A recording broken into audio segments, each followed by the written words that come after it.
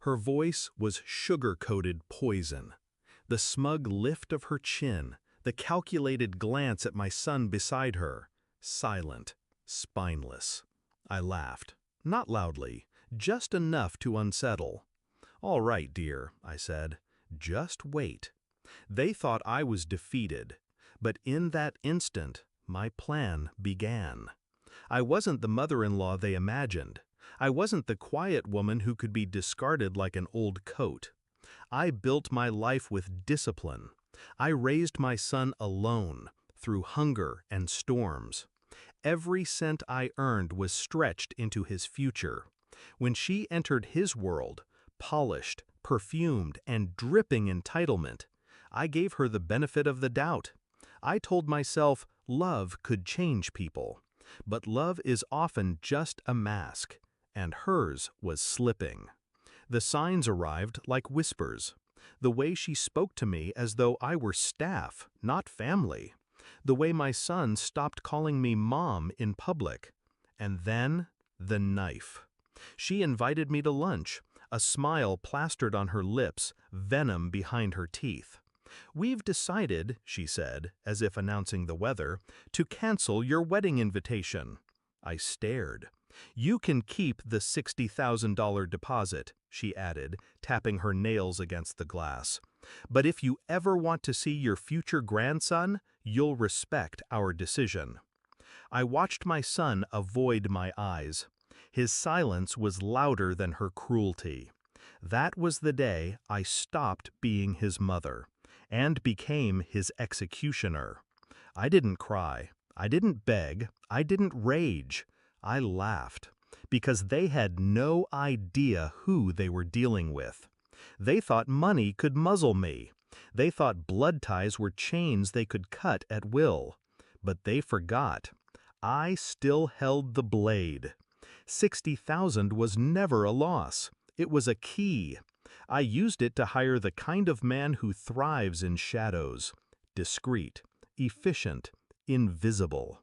I gave him one instruction: follow her. Record everything. It didn't take long. Cheating hearts are never careful. 2 weeks later, he handed me the footage. Her, in a hotel suite, wrapped in another man's arms. Her laughter, her betrayal, recorded in crystalline clarity.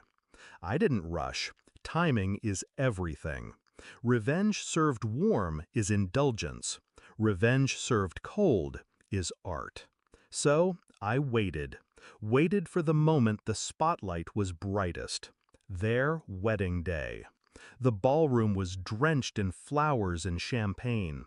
Guests shimmered in designer suits and silk gowns. Cameras flashed. I wasn't there, not in person. They had stripped me of that right, but I didn't need to be. My presence arrived in the form of a USB, delivered to the event planner with a simple note: play this instead of the slideshow. When the lights dimmed, the guests turned to the screen, expecting childhood photos and romantic montages. Instead, the first frame appeared. Her, my future daughter-in-law. Naked vulnerability twisted with betrayal. Her body wrapped around another man. Her lips whispering words not meant for my son. Gasps, shouts, chairs scraping against the marble floor. And then, my son. His face drained of blood, his knees buckled. And right there, in front of hundreds, he fainted. The bride screamed. Her parents scrambled. The room dissolved into chaos.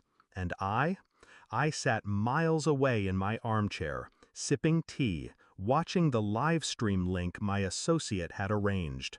The moment was mine. He called later, desperate, voice broken. "Mom, please, why? How could you?" I let the silence stretch until it strangled him. Finally, I answered. "You voted me out, remember? This is what democracy looks like." His breath hitched. "But she's pregnant." "Then pray," I said coldly, "that the child belongs to you." The line went dead. Now I sit with a strange calm. They thought I was powerless, that money could buy my silence, that love could blind me. But I don't believe in silence anymore, and I don't believe in love when it's built on betrayal. I gave him life. I gave him everything. And in return, he handed me to the wolves. So I showed him what happens when the wolf bites back. Will he ever forgive me? Perhaps not. Do I care? Not anymore. What matters is this. The world saw her truth before she could bind him with lies. The wedding collapsed before vows could chain him to poison. I didn't lose a son that day. I simply revealed that I never truly had one. And as for her, she'll never forget that her greatest humiliation came not from an enemy, but from the tacky old woman she tried to erase.